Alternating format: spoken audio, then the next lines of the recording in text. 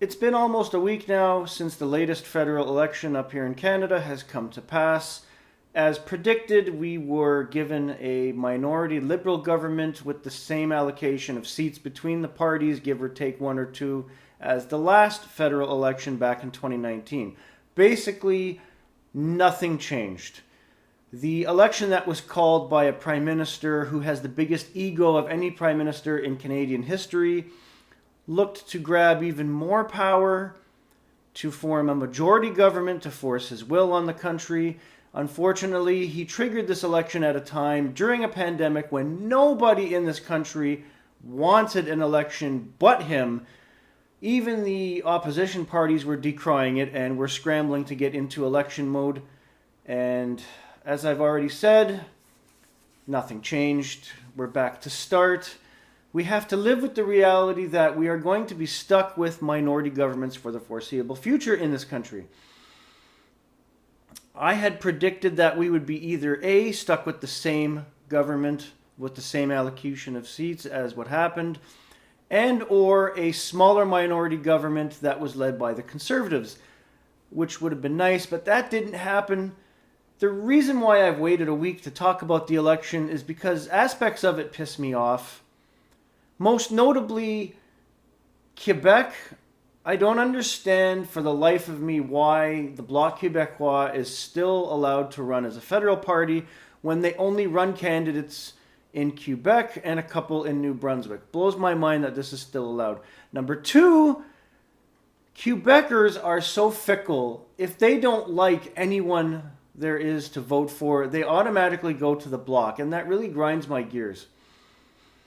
For example, not so much in 2019 when the Bloc enjoyed its resurgence, but the election before that, I believe it was 2015, the Bloc got reduced to 3 seats because for some strange reason, Quebecers actually voted for Liberals and some NDP. I'm not saying that's a good thing, but at least they did something other than the Bloc. But when Quebecers get frustrated or lazy, and I'm going to use that word, lazy, they just vote Bloc. Whereas we saw in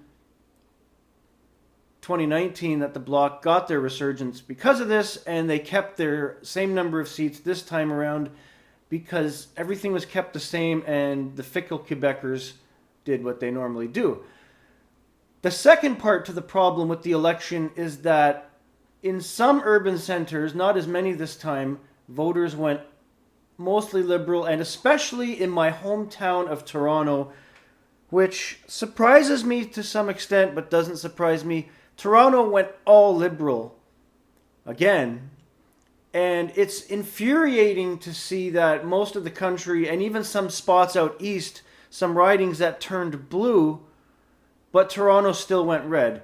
It's surprising because you think maybe it was time for a change, and it was, even though we've pretty much voted to stay the course, which is not the best option, but it's better than the alternative, I suppose. And the fact that this is the same city of Toronto that's voted John Tory in twice, who is a red PC and more freaking psycho-liberal than anything else.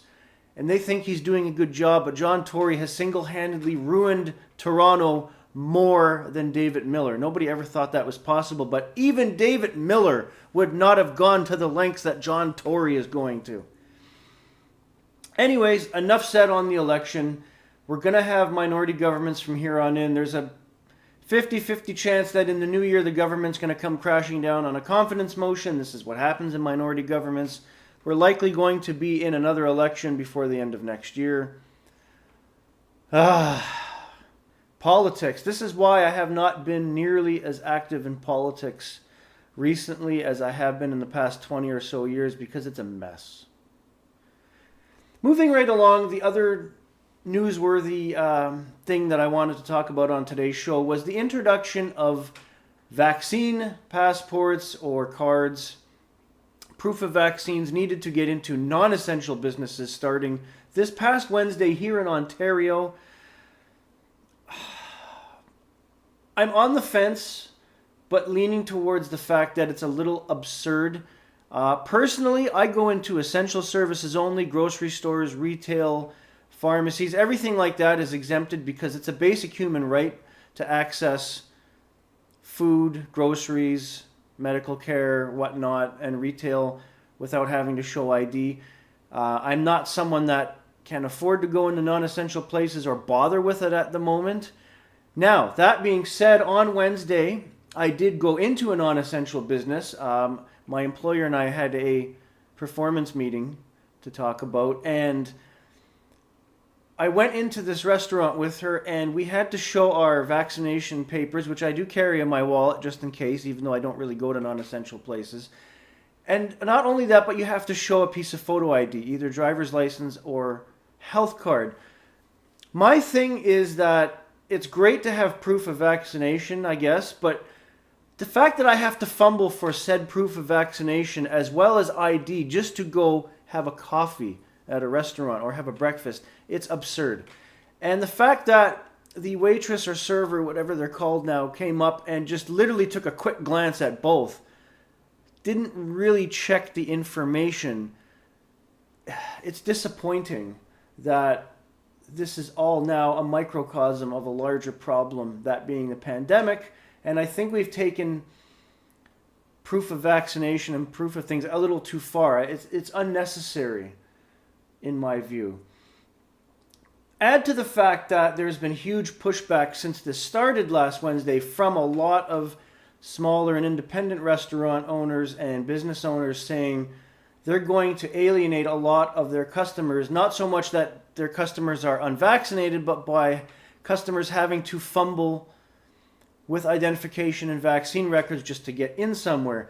Some restaurants, especially a lot of them here in town, have opted to not even use their dining rooms just to go back to takeout, because if you're just going in to pick up food, you're obviously not staying there for a duration of time. You can actually wait outside if you wanted to. So there's no proof of vaccination needed for that. So a lot of restaurants are doing that, saying, they're basically saying, fuck it, we're not going to hassle our customers and have all this time taken up, as well as the fact that servers and employees don't have to show proof of vaccination, and rightly so.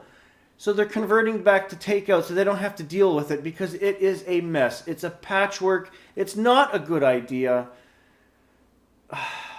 And it's not so much because of the proof of vaccination itself. It's the hassle that the system is.